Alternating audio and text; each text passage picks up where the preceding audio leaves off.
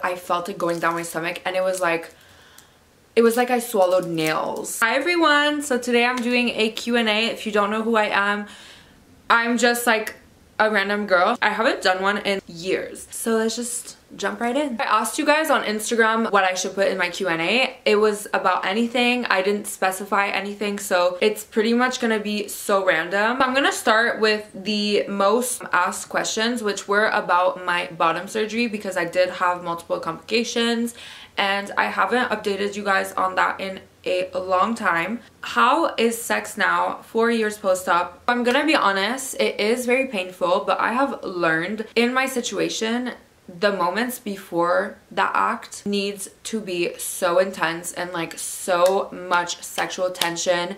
I need to like push it the furthest I can, because I really need to get fully turned on, because the most turned on I am, the more open I am and the less it's gonna hurt. But the like feeling of pain will always be there. It has never not been there. Just learned to forget it and just concentrate on the feeling and the act itself. Are you planning on having the colon method, which is where they take a piece of your colon and they use that as the internal lining, so that way it's already a tube, so your body doesn't try to close it and it gets really wet. I've heard from some people that it gets so wet that you have so much discharge on all times, and that's something that I do not want at all. Personally, have no issues with discharge. My shit smells great all the time. You know, I wash it, I douche it. I don't have issues with that, so that scares me. So I am thinking about it because I am still having problems with dilation. So I dilate maybe once a week now, and it's really tight. And I will try, if I know that I'm gonna have to dilate before.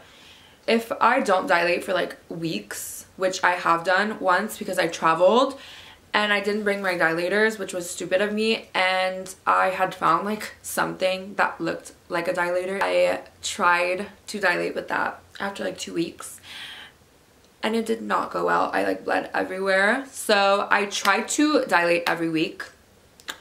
I tried to. I'm very busy. I hate dilating, so it's gonna be at the bottom of my list of things to do. This one had a lot in my DMs. Like sometimes when I look at my DMs, I notice this question.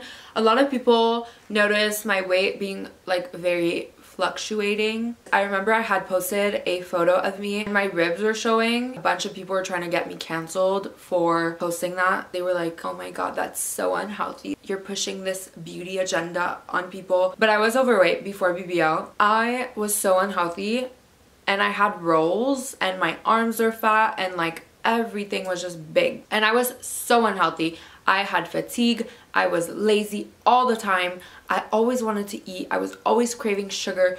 Like I was so unhealthy. And though I posted pictures, I looked a little bit overweight. No one commented that. And now I was finally healthier. I'm not saying I was healthy, but I was healthier and I felt better. And then people are commenting that. I think that if you want to comment that, I'm not sure where I'm going with that, but like just don't comment on people's bodies. Honestly, it's just like weird. I did get sick, so I don't know if I explained it before. Before BBL, I was struggling with a eating disorder, which was after I was a little overweight. I used to, trigger warning, you know, get on my knees in the toilet. My dentist told me that the back of my teeth were decaying. That's when I was like, I need to like stop. So I tried to stop, and it was kind of hard because, you know, I don't know if like a lot of people understand this, but it's something that you think about 24/7. Even when you're not eating, you are thinking about when can you push the furthest to eat, or like if you're going through something that day, you want to binge and you want to like eat so much. You just always think about it 24/7. So of course it was hard for me to stop and like, you know, change my eating habits. I never saw anyone. I am good now, but I started using laxatives and like abusing laxatives, and I lost a little weight. I was using China tea, Slim China tea, I think it's called, the like viral thing on TikTok, and I was taking laxatives. So yeah, And one day I was, you know, doing my business, and there was so much blood, and I started having these insane pain feelings in my stomach at a point where I could not even walk. Like, I swear the whole day, I remember for like 3 days, I was on my stomach in my bed, and my friends were coming to mine with like smoothies and stuff, and like even that, whenever I took like a sip, I felt it going down my stomach, and it was like I swallowed nails. It was insane, and I did not know what was going on. I went to the hospital. They did multiple tests on me. I took medication. Nothing worked. Nothing. And then I had contacted one of the naturopaths. I don't know if you guys know what a naturopath is, but it's basically someone that is very like natural, like it says in the name. He gave me like some homeopathy remedies to try. It worked, and he healed me after like a month maybe of like trying different homeopathic remedies. And so yeah, some of my friends are against that and they don't believe in it, so they were like, I think that it's the medication working late, but that doesn't make sense. So I really think it's the homeopathy. But anyways, then when I got healed, I was being very careful because, you know, I had trauma from like all that pain. And yeah, so somewhere in between that story, I got a BBL.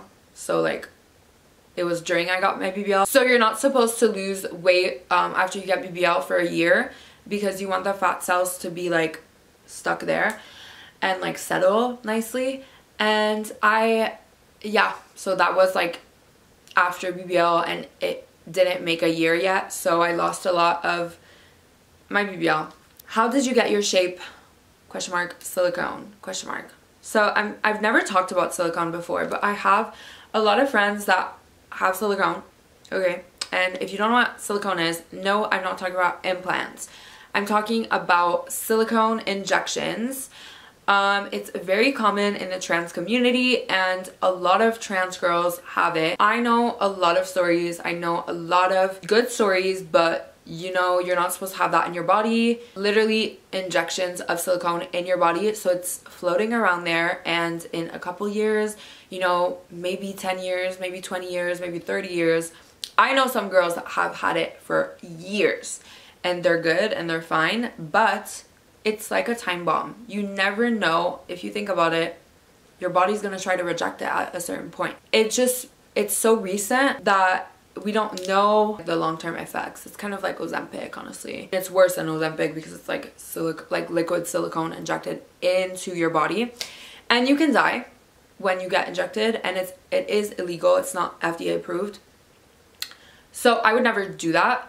I got a BBL. I'm happy. I'm gonna get a second one in a couple of years. I don't know, but overall now I'm happy. I'm going to the gym. I'm eating well. I wouldn't recommend silicone, but I know that some girls, they literally cannot gain weight. But there is, you can get lip injections, I believe you can get lip filler in your butt, but apparently it doesn't last long and it's kind of expensive. So honestly, it's like fucked up, but I support whatever you girls are doing, honestly. If you look sickening, you look sickening. Most painful surgery, I would say, was definitely my bottom surgery or BBL. With like the mental side of it, you know, after of the surgery, I would say the bottom surgery will win because I wanted to kill myself. And it's so long, and you have to dilate 4 times a day. You literally have no life. I mean, BBL, you can't sit for like 4 months. I didn't sit for 4 months, like literally for 4 full months. That was hard, but honestly, SRS was like way worse. Top 5 horror movies. It would have to be the Screams, obviously. I am such a diehard Scream fan. I love all of them. Maybe the third one is like, no wait, oh my god. Which one's the one with Emma Roberts? I think it's the third one. The fourth one sucks. It's absolutely disgusting. Ugh, I'm scared to like fuck up. Like, I don't know if it's the third one or the fourth one, but there's one in between that. It's so bad. It's like the worst and I hate it. I really loved The Conjurings. I love that. Those are like the first horror movies I ever watched as a kid. I love Smile. I think that's like kind of scary.